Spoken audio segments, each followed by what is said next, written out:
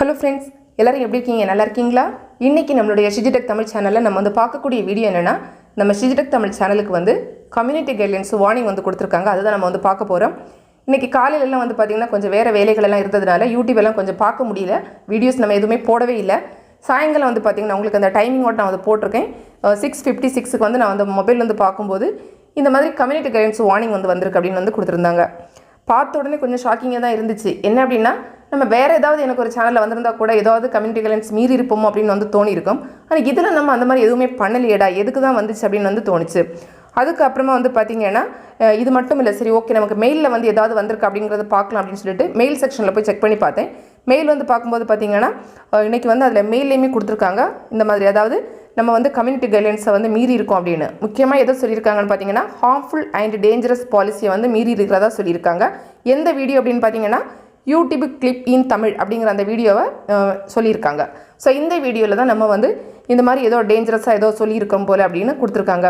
So இது பாக்கும்போது எனக்கு வந்து கொஞ்சம் வந்து இதா தான் இருந்துச்சு. என்ன அப்படினா அதுல நம்ம அந்த மாதிரி எதுவுமே சொல்லல. அது ஜஸ்ட் வந்து பாத்தீங்கன்னா YouTubeல இருக்கக்கூடிய ஒரு ஃபீச்சர் பத்தி தான் நம்ம வந்து சொல்லிருக்கோம்.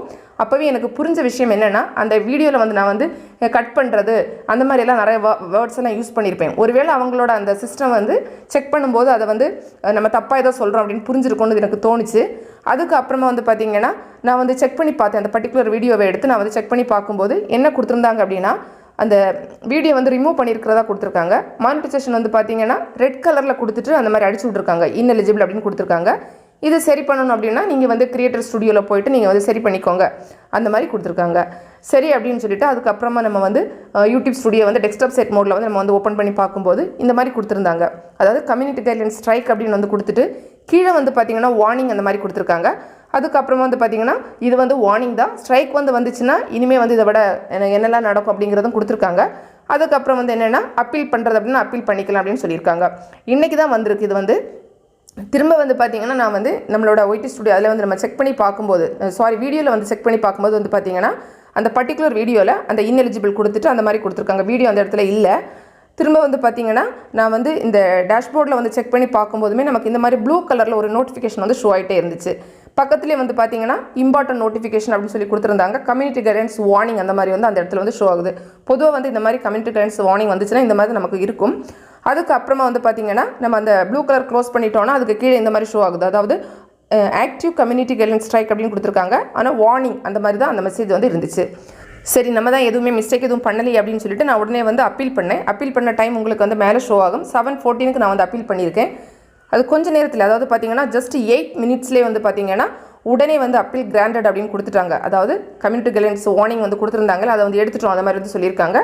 ஸோ வந்து ஓகே அப்படிங்கிறது நம்ம ஃபர்தராக வந்து நம்ம செக் பண்ணி பார்ப்போம் அப்படின்ட்டு நான் வந்து செக் பண்ணி பார்த்துருக்கேன்.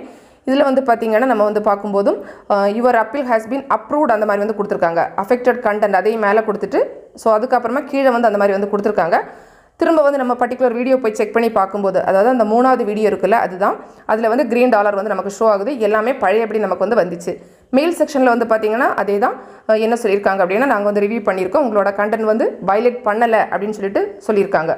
ஸோ இது வந்து பார்த்தீங்கன்னா எப்படி அப்பீல் பண்ணணும் அந்த மாதிரி உள்ள டீட்டெயில்ஸ்லாம் உங்களுக்கு வேணும் அப்படின்னா நம்ம தனியாக கூட வீடியோ போடலாம். ஏன்னா நான் வந்து ஸ்க்ரீன்ஷாட் வந்து எடுத்து தான் வச்சுருக்கேன், தேவைன்னா வந்து சொல்லுங்கள்.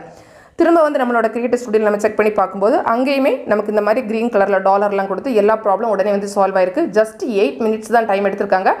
அந்த ப்ராப்ளம் வந்து சால்வ் ஆனதுனால ரொம்ப ரொம்ப ஹாப்பி தான். ஸோ இருந்தாலும் வந்து பார்த்தீங்கன்னா சம்டைம்ஸ் நம்ம சைடு மிஸ்டேக் இல்லாமல் இருந்தால் கூட நம்ம சில வேளை ஏதாவது வேர்ட்ஸ் வந்து யூஸ் பண்ணுறதும் அந்த யூடியூப் சிஸ்டம் வந்து என்ன பண்ணிக்கணும்னா தவறாக வந்து புரிஞ்சுக்கிட்டு இந்த மாதிரி நமக்கு வந்து வார்னிங் எல்லாம் வரதுக்கு இல்லைன்னா ஸ்ட்ரைக் எல்லாம் வரதுக்கு கூட வாய்ப்புகள் வந்து இருக்கும். ஸோ அப்படி வந்துச்சு அப்படின்னா நம்ம தான் வந்து கரெக்டாக அதை நம்ம வந்து மிஸ்டேக் பண்ணலை அப்படிங்கிறத அந்த டைப் பண்ணி அப்பீல் வந்து பண்ணணும். அவ்வளோதான் ஃப்ரெண்ட்ஸ். உங்களுக்கு அது வேணும்னா நம்ம தனியாக வந்து வீடியோ வந்து போட்டுக்கலாம். ஃப்ரெண்ட்ஸ் இந்த வீடியோ உங்களுக்கு பிடிச்சிருந்தனா லைக் பண்ணுங்கள், உங்களுடைய ஃப்ரெண்ட்ஸ்க்கு ஷேர் பண்ணிக்கோங்க. தேங்க்ஸ் ஃபார் வாட்சிங். நன்றி, வணக்கம்.